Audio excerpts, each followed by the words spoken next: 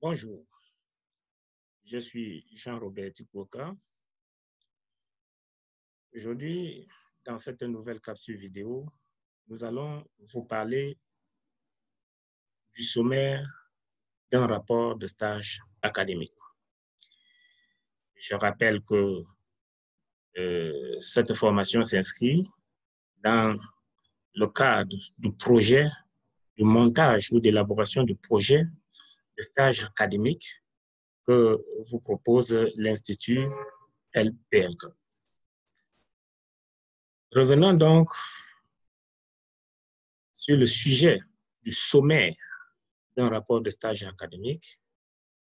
Disons dès maintenant que dans un rapport de stage, le sommaire s'assimile au plan du rapport. Et ça, c'est très important. C'est d'autant plus important que le jury y attache beaucoup d'importance et en prend connaissance en priorité. Normal. Lorsque vous êtes membre d'un jury de stage, soutenance d'un rapport de stage, la première chose à faire, vous regardez le titre du rapport de stage. Après ce titre, la deuxième chose qui vous intéresse de manière prioritaire, c'est bien le sommaire. Alors, chacun a donc compris où peut se situer le sommaire d'un rapport de stage. Il se situe en tout début du rapport de stage. Et il n'est pas à confondre le sommaire du rapport de stage avec la table de matière qui, elle, se situe généralement en fin de rapport de stage. Le sommaire rassemble comme contenu les différentes parties et les différents chapitres. Le tout soigneusement paginé, généralement en chiffres arabes. Le sommaire contient aussi souvent les annexes qui peuvent être des textes, des schémas ou même des images, des photos. Ces annexes sont également paginées, notamment en chiffres romains, sauf indication contraire de l'Institut de formation.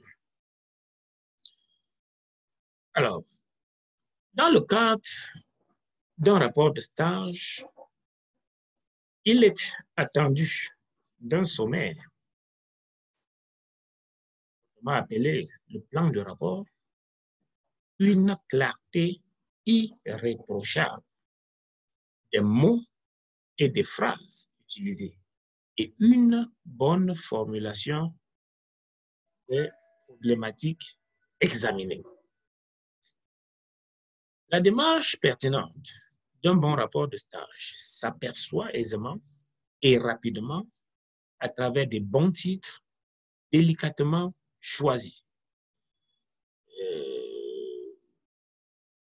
On l'a souvent dit, hein, un rapport de stage, un bon rapport de stage, c'est d'abord son titre de tout le document. Mais ce n'est pas le seul titre. Nous l'avons déjà dit ou bien nous aurons l'occasion de le dire. Ce n'est pas le seul titre. Il y a aussi les titres des parties, il y a aussi les titres des chapitres. Donc, la démarche, disais-je, pertinente d'un bon rapport de stage s'aperçoit aisément et rapidement, donc, à travers des bons titres, lesquels doivent être délicatement choisis. Donc, il faut prendre un peu du temps. Le sommaire est une vitrine importante du rapport de stage. Ceci dans la mesure où il constitue, le sommaire, la preuve d'une pensée bien organisée.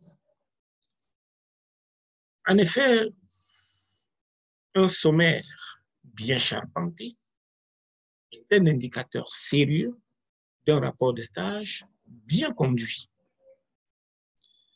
À travers un sommaire bien élaboré, le jury dénote immédiatement chez le stagiaire le goût pour une construction harmonieuse ou satisfaisante. Le jury, toujours au niveau du sommaire, sera attentif à la longueur des différentes parties afin de s'assurer qu'elles sont assez équilibrées, car cela présage d'un bon équilibre dans le développement. Le sommaire renseigne sur le contenu du rapport de stage et permet, grâce à la pagination, d'accéder et de vérifier une partie donnée. Pour clore ce sommaire, signalons qu'outre les titres des parties, des chapitres, on y retrouve aussi souvent le résumé, liste des tableaux bibliographiques et autres références bibliographiques.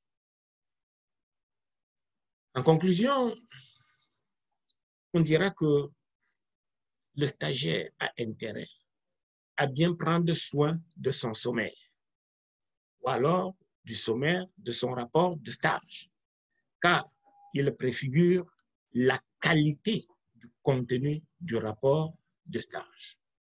Voilà ce que je voulais vous dire en ce qui concerne le sommaire d'un rapport de stage.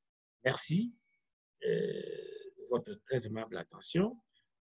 Très bientôt, toujours sur LPL Corp, pour d'autres développements en ce qui concerne le montage d'un projet de stage académique.